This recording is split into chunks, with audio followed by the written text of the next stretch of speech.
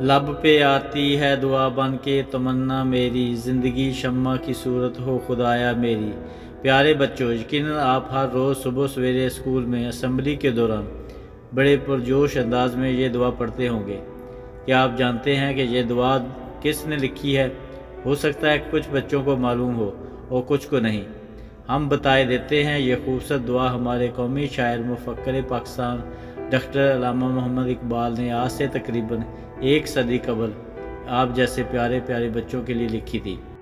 اس کے علاوہ انہوں نے بڑے لوگوں کے لیے بھی بے شمار نظمیں لکھی ہیں۔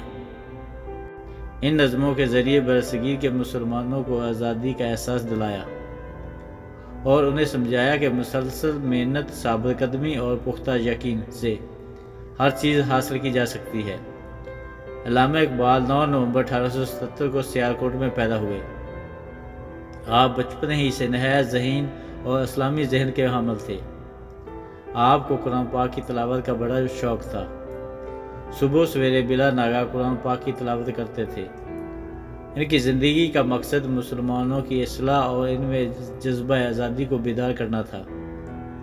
علامہ اقبال کو بچوں سے بڑی محبت تھی۔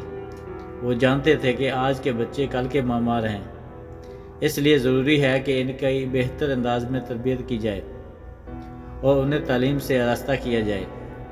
علامہ اقبال نے بچوں میں اچھی عادتیں پیدا کرنے اور ان کی بہتر تربیت کے لیے نہایت دلچسپ، آسان اور سبق آموز نظمیں لکھیں، جن میں بچے کی دعا، ہمدردی، مکڑا اور مکھی، پہاڑ اور گلہری، گائے اور بکری، پرندے کی فریاد، بچہ اور جگنو وغیرہ شامل ہیں۔